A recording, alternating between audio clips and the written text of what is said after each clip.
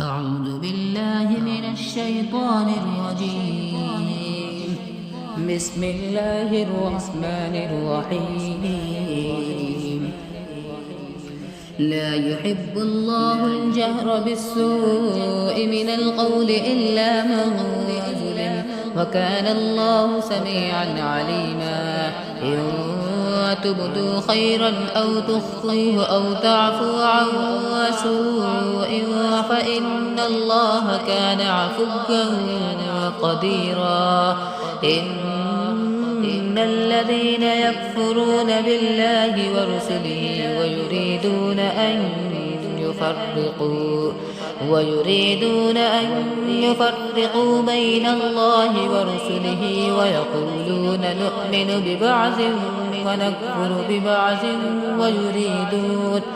ويريدون أن يتخذوا بين ذلك سبيلا. أولئك هم الكافرون حقا، وأعتدنا للكافرين عذابا مهينا. هو الذين آمنوا بالله ورسله ولم يفرقوا بين أحد منهم أولئك سوف يؤتيهم أجورهم، وكان الله غفورا رحيما. يسألك أهل الكتاب أن تنزل عليهم كتابا من السماء، فقد سألوا موسى أكبر من ذلك فقالوا أرنا الله جهرة فأخذتهم الصاعقة بظلمهم، ثم اتخذوا العجل من بعد ما جاءتهم البينات فعفونا عن ذلك وآتينا موسى سلطانا مبينا. ورفعنا فوقهم الطور بميثاقهم وقلنا لهم ادخلوا الباب سجدا وقلنا لهم لا تعدوا في السبت وأخذنا منهم ميثاقا غليظا. فبما نقضهم ميثاقهم وكفرهم بآيات الله وقتلهم الأنبياء بغير حق وقولهم قلوبنا غلف، بل طبع الله عليها بكفرهم فلا يؤمنون إلا قليلا. وبكفرهم وقولهم على مريم بهتانا عظيما، وقولهم إنا قتلنا المسيح عيسى ابن مريم رسول الله وما قتلوه وما صلبوه ولكن شبه لهم، وإن الذين اختلفوا فيه لفي شك ما لهم به من علم إلا اتباع الظن، وما قتلوه يقينا بل رفعه الله إليه وكان الله عزيزا حكيما.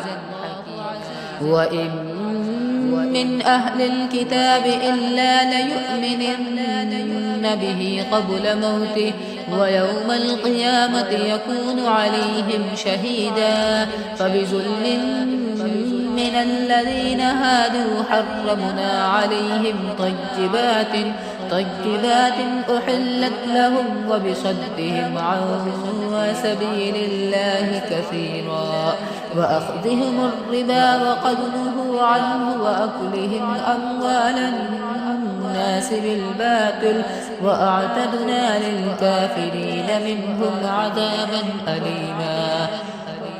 لكن الراسخون في العلم منهم والمؤمنون يؤمنون بما أنزل إليك وما أنزل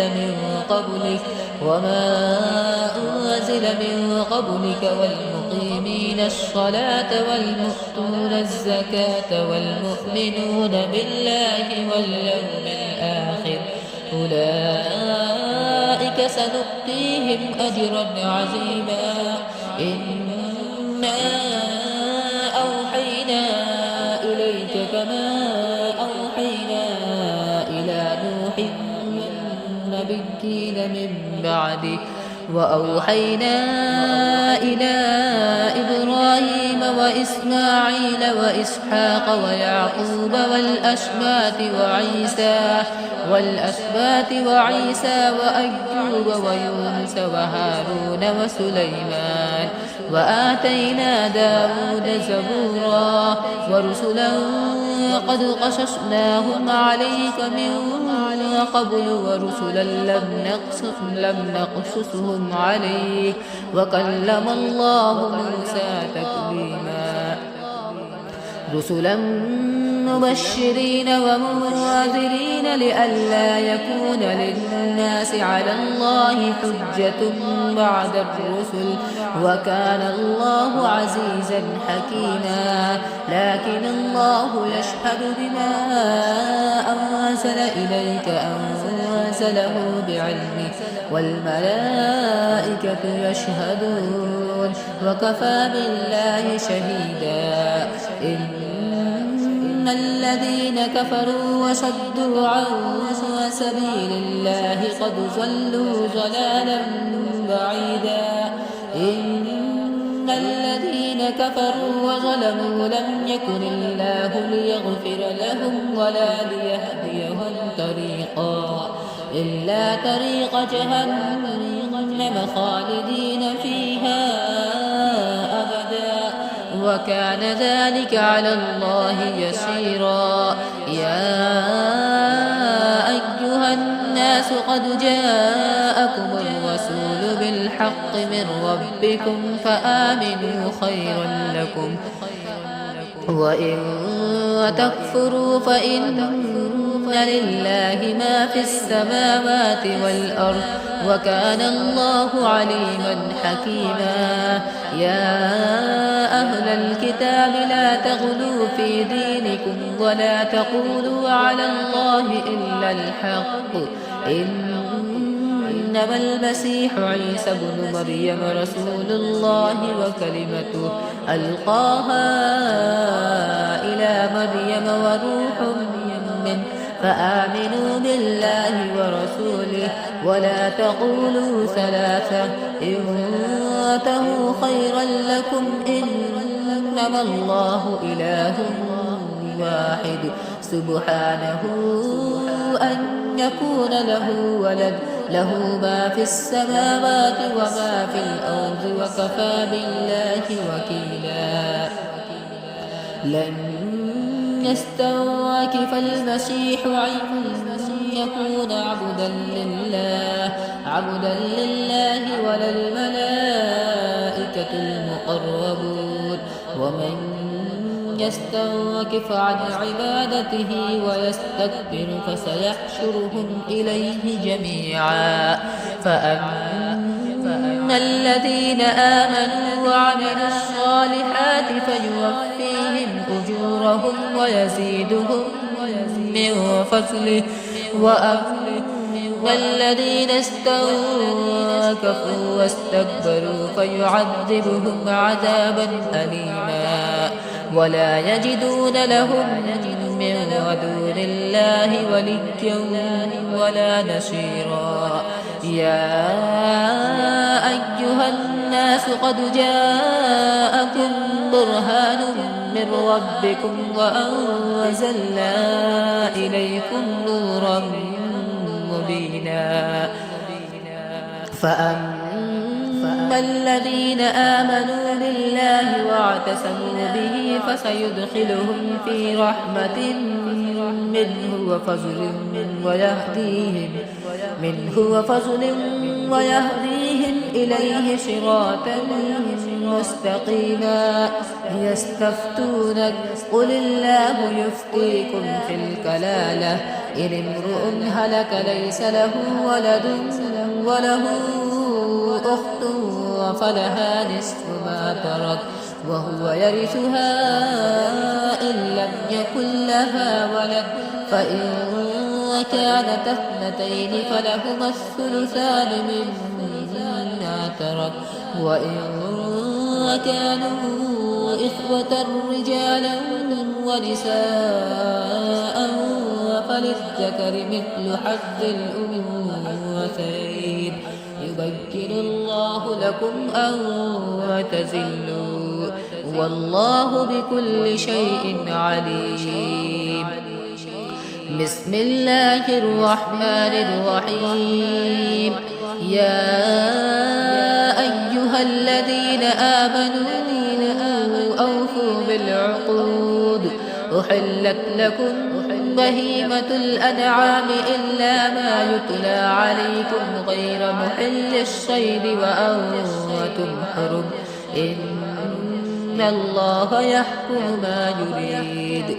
يا أيها الذين آمنوا لا تحلوا شعائر الله ولا الشهر الحرام ولا الهدي ولا القلائد ولا آمين البيت الحرام يبتغون فضلا من ربهم ورضوانا وإذا حللتم فاصطادوا ولا يجرمنكم شنعان قوم عن صدوكم عن المسجد الحرام أن تعتدوا وتعاونوا على البر والتقوى ولا تعاونوا على الإثم والعدوان واتقوا الله إن الله شديد العقاب. حرمت عليكم الميتة والدم ولحم الخنزير وما أهل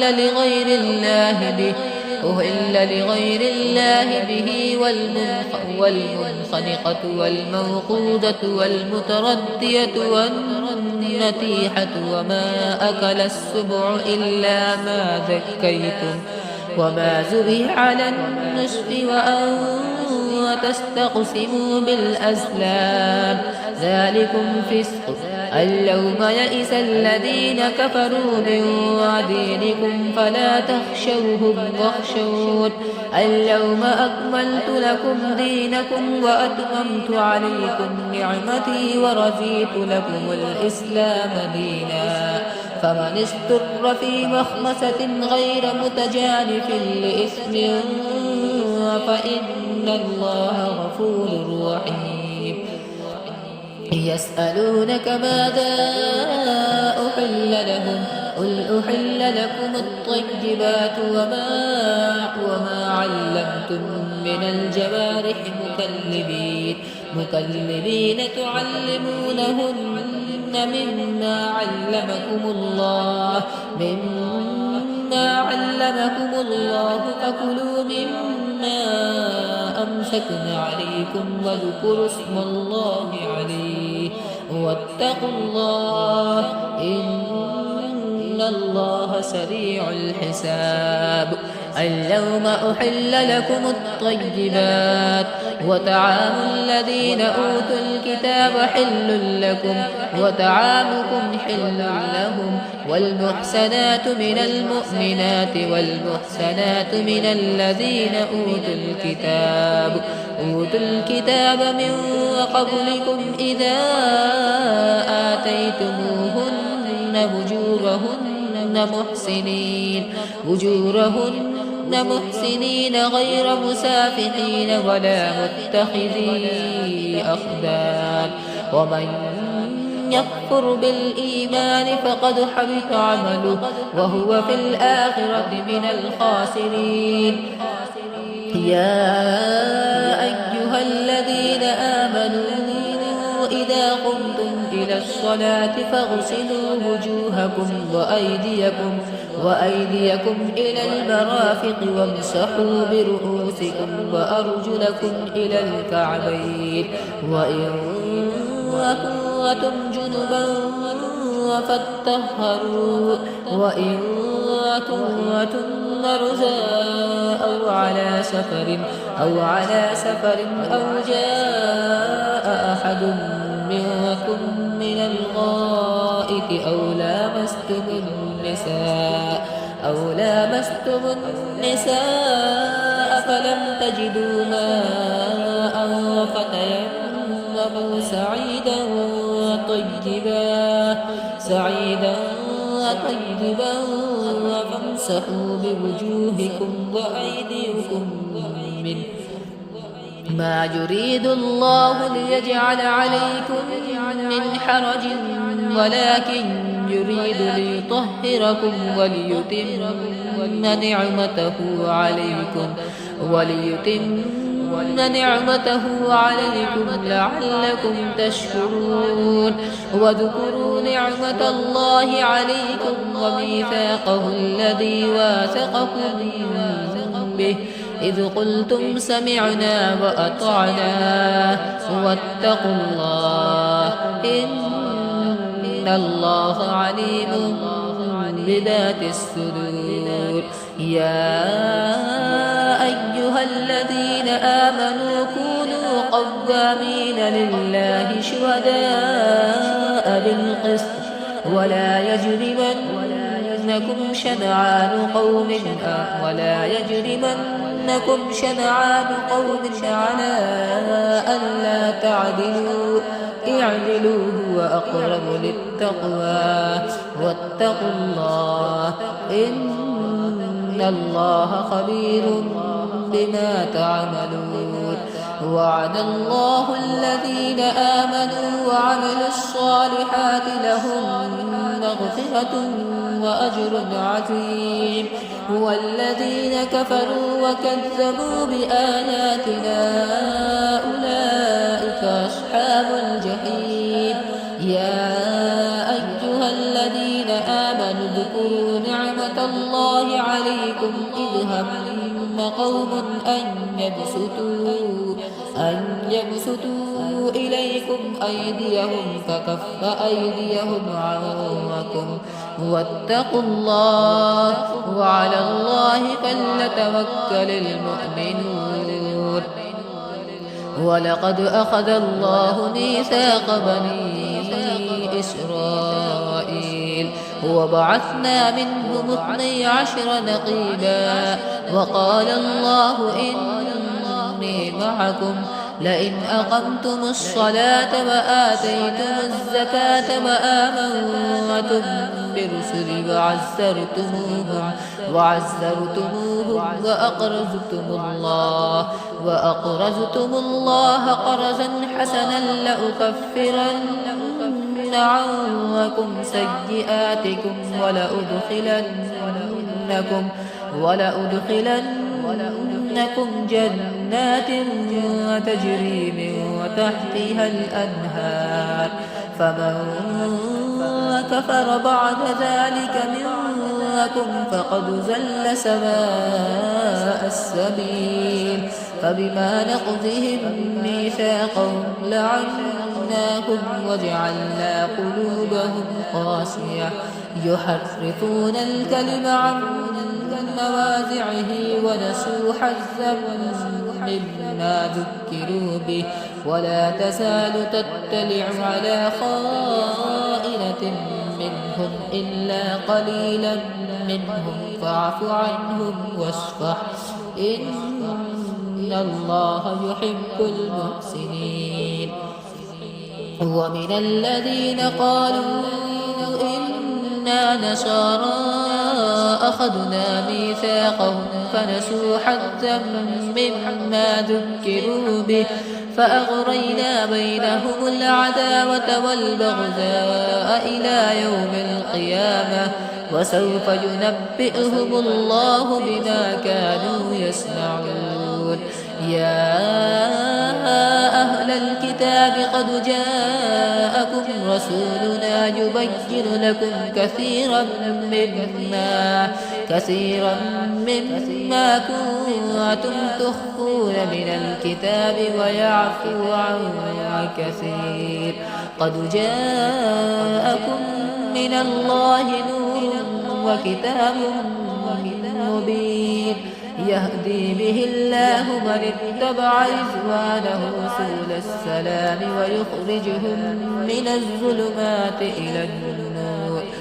الظلمات إلى النور بإذنه ويهديهم إلى صراط مستقيم.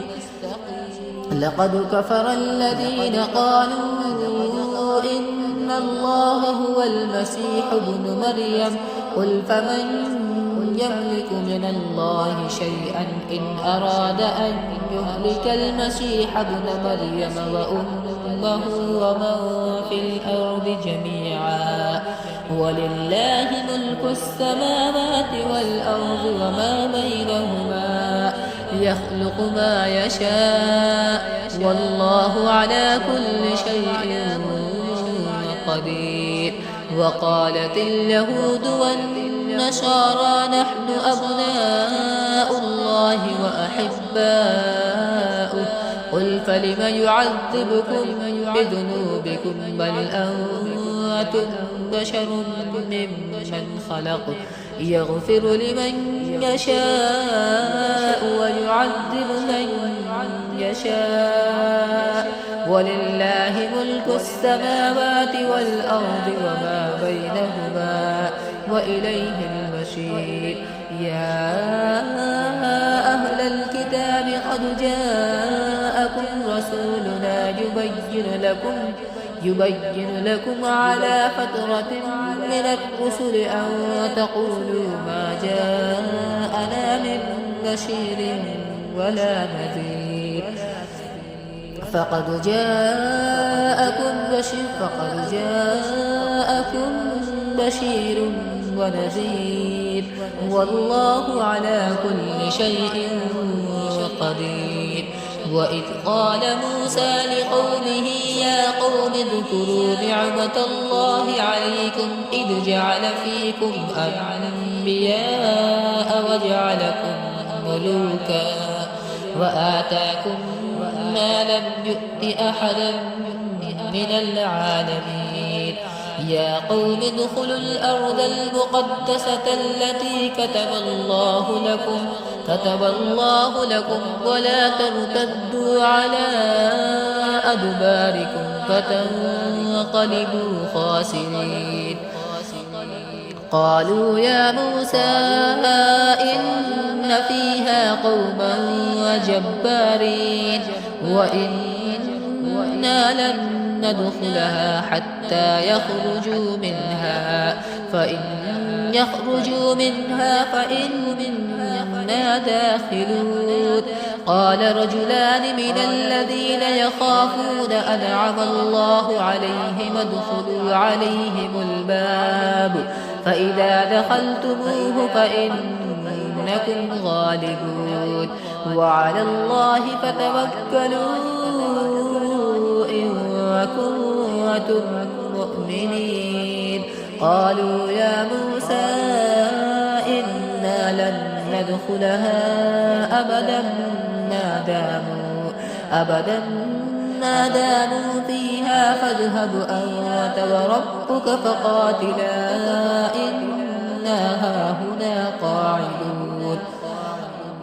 قال رب إني لا أملك إلا نفسي وأخي فاقرق بيننا وبين القوم الفاسقين.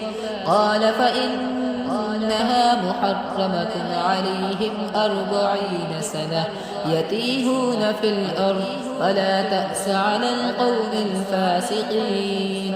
واتل عليهم نبأ ابني آدم بالحق إذ قربا قربانا فتقبل من أحدهما ولم يتقبل من الآخر قال لأقتلنك قال إنما يتقبل الله من المتقين. لئن بسطت إلي يدك لتقتلني ما أنا بباسط يدي إليك لأقتلك إني أخاف الله رب العالمين. إني أريد أن تبوء بإثمي وإثمك فتكون من أصحاب النار وذلك جزاء الظالمين. فتوعت له نفسه قتل أخيه فقتله فأصبح من الخاسرين. فبعث الله غرابا يبحث في الأرض ليريه كيف يواري سوءة أخيه قال يا ويلتى أعجزت أن أكون مثل هذا الغراب فأواري سوءة أخي فأصبح من النادمين. من أجل ذلك كتبنا على بني إسرائيل أنه من قتل نفسا بغير نفس أو فساد في الأرض فكأنما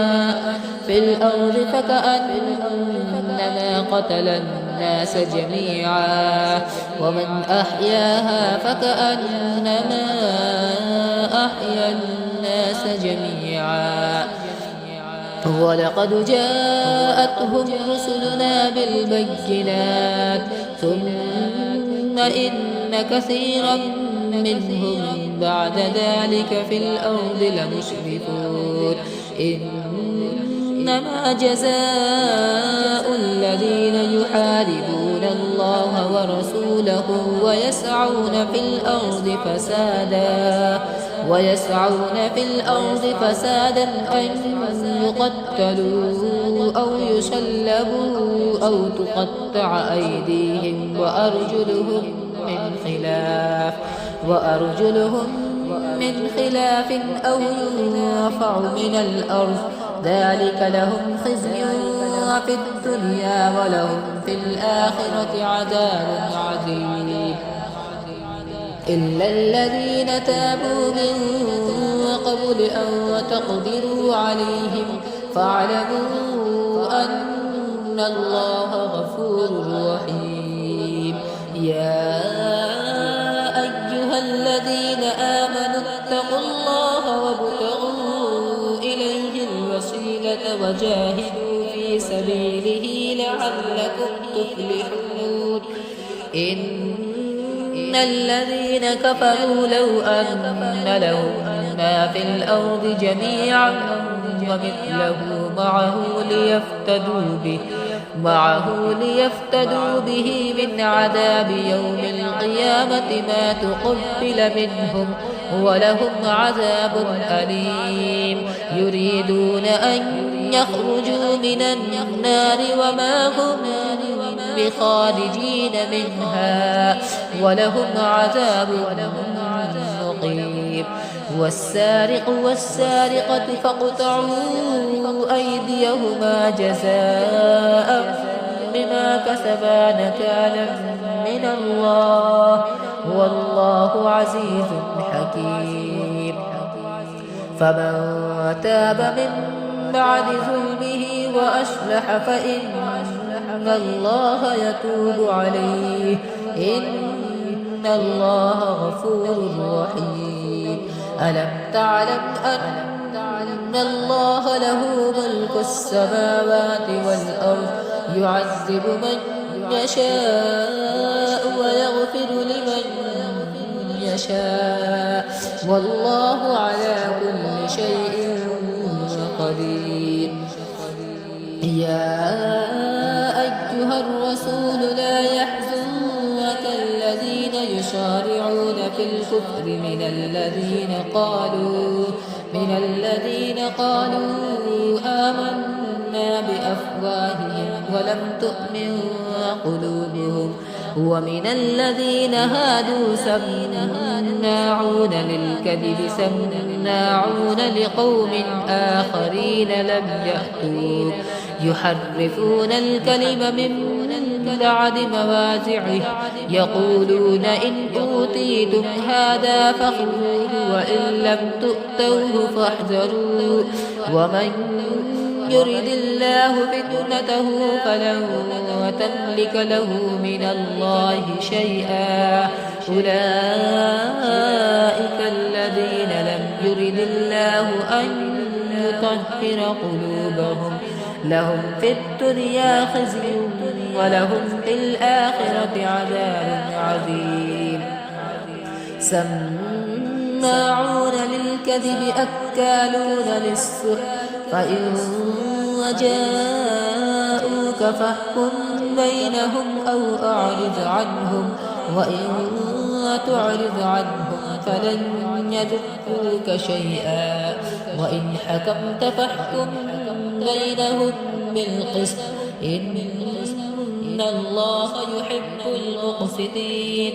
وكيف يحكمونك وعندهم التوراة فيها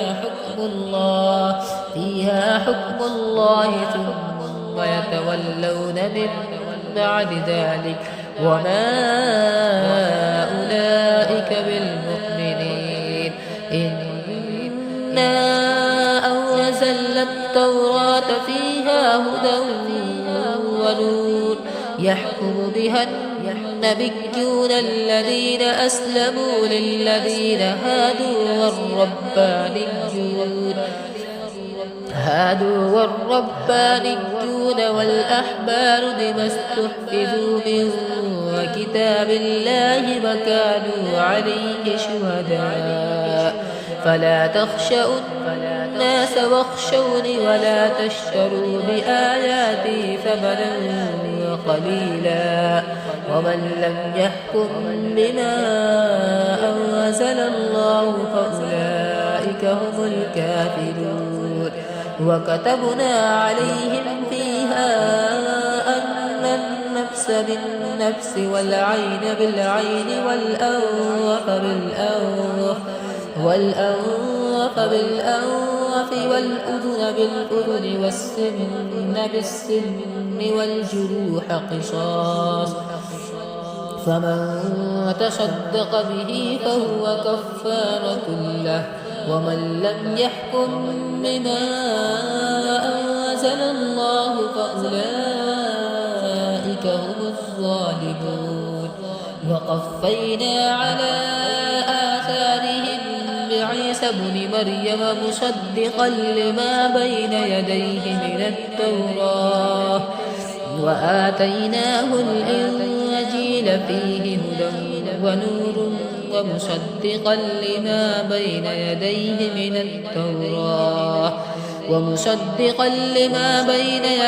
من التوراة وهدى وموعظة للمتقين. وليحكم أهل الإنجيل بما أنزل الله فيه ومن لم يحكم بما أنزل الله فأولئك هم الفاسقون. وأنزلنا إليك الكتاب بالحق مصدقا لما بين يديه من الكتاب ومهيمنا عليه فاحكم بينهم بما أنزل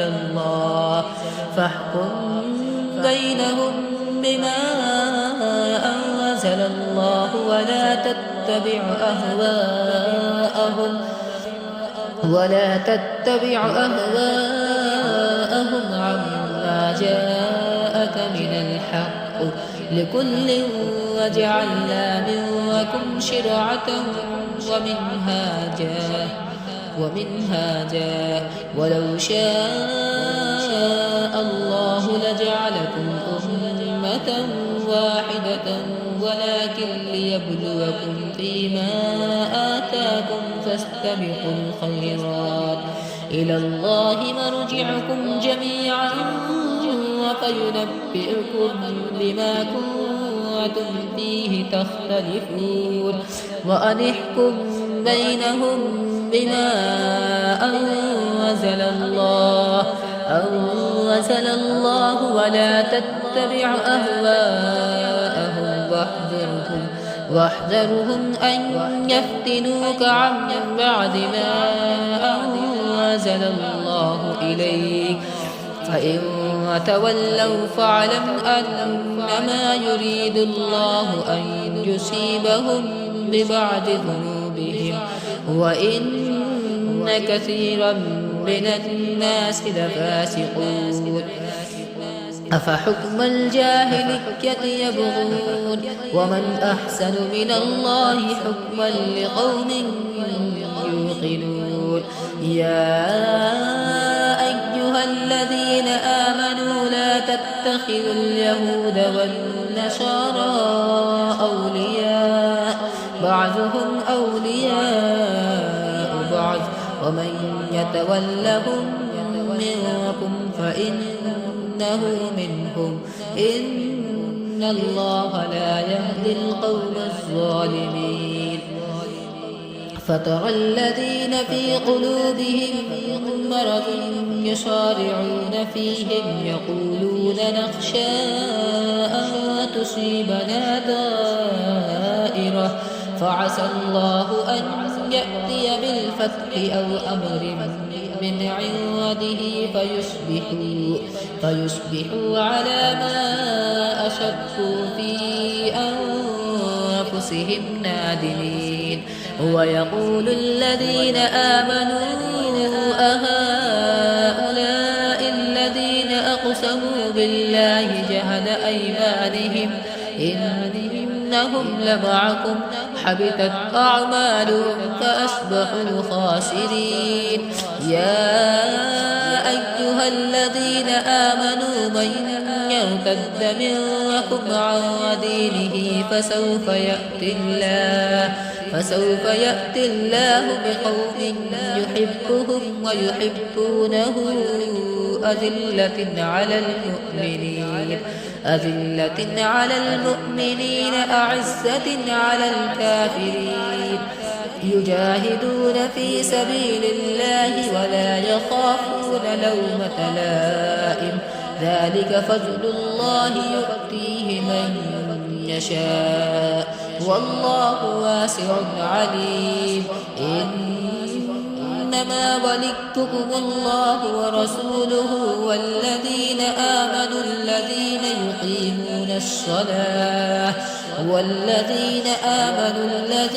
يقيمون الصلاة ويؤتون الزكاة وهم راكعون. ومن يتولى الله ورسوله والذين آمنوا فإن حزب الله هم الغالبون. يا أيها الذين آمنوا لا تتخذوا الذين اتخذوا دينكم هزوا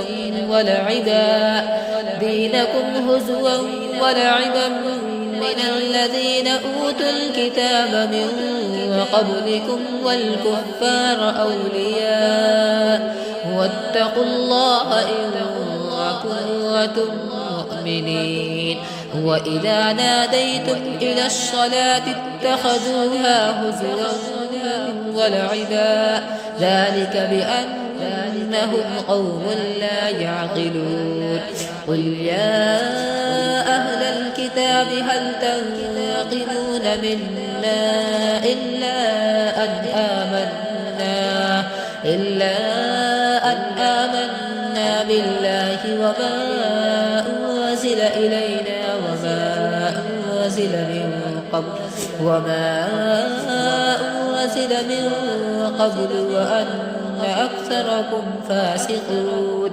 قل هل أنبئكم بشر من ذلك مثوبة عند الله من لعنه الله وغضب عليهم وجعل منهم القردة والخنازير وعبد الطاغوت أولئك شر مكانا وأضل عن سواء السبيل.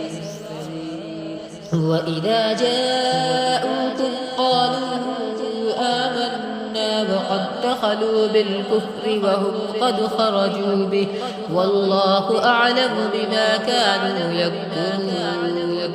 وترى كثيرا منهم يسارعون في الإثم والعدوان وأكلهم السحت لبئس ما كانوا يعملون لولا ينهاهم الربانيون والأحبار عن قولهم الإثم وأكلهم السحت لبئس ما كانوا يصنعون وقالت اليهود يد الله مغلولة غلت أيديهم ولعنوا بما قالوا بل يداه مبسوطتان ينفق كيف يشاء وليزيدن كثيرا منهم ما أنزل إليك من ربك طغيانا وكفرا وألقينا بينهم العداوة والبغضاء إلى يوم القيامة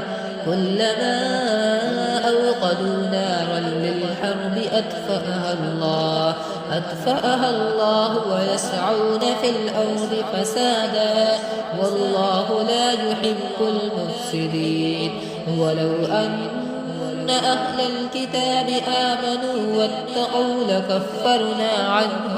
لكفرنا عنهم سيئاتهم ولأدخلناهم جنات النعيم ولو أنهم أقاموا التوراة والإنجيل وما أنزل إليهم من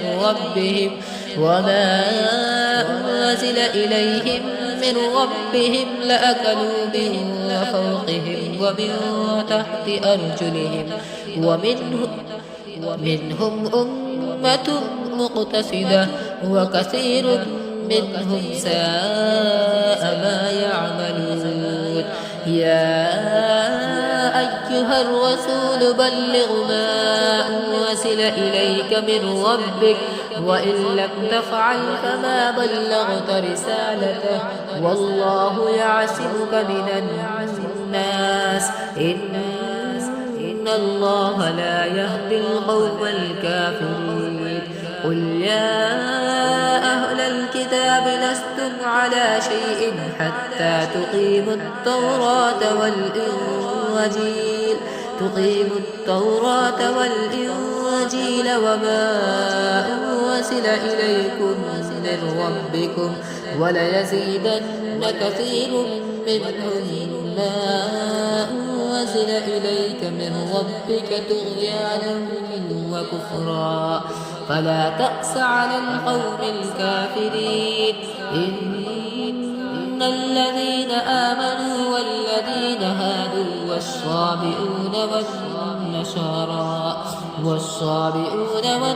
والنصارى من آمن بالله واليوم الآخر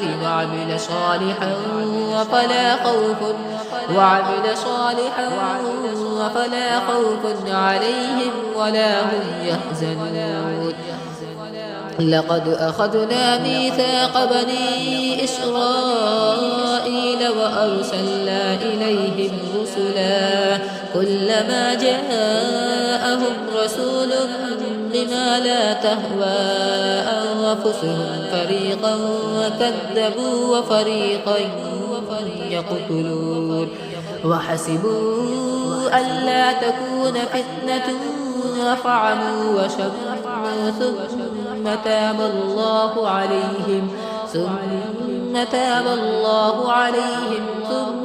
عموا وشموا كثير منهم والله بصير بما يعملون لقد كفر الذين قالوا إن الله هو المسيح ابن مريم وقال المسيح يا بني إسرائيل اعبدوا الله ربي وربكم إنه من يشرك بالله فقد حرم الله عليه الجنة ومأواه النار وما للظالمين من أنصار لقد كفر الذين قالوا إن الله ثالث ثلاثة وما من إله إلا إله واحد وإن لم ينتهوا عما يقولون ليمسن الذين كفروا منهم عذاب أليم أفلا يتوبون إلى الله ويستغفرونه والله غفور رحيم ما المسيح ابن مريم إلا رسول قد خلت من قبله الرسل وأمه صديقة كانا يأكلان الطعام انظر كيف نبين لهم الآيات ثم انظر أنا يؤفكون قل أتعبدون من دون الله ما لا يملك لكم ضرا ولا نفعا والله هو السميع العليم قل يا أهل الكتاب لا تغلوا في دينكم غير الحق ولا تتبعوا أهواء قوم قد ضلوا من قبل وأذلوا كثيرا وذلوا عن سواء السبيل لعن الذين كفروا من بني إسرائيل على لسان داود وعيسى بن مريم ذلك بما عصوا وكانوا يعتدون كانوا لا يتناهون عن منكر وفعلوه لبئس ما كانوا يفعلون ترى كثيرا منهم يتولون الذين كفروا لبئس ما قدمت لهم أنفسهم أن سخط الله عليهم وفي العذاب هم خالدون ولو كانوا يؤمنون بالله والنبي وما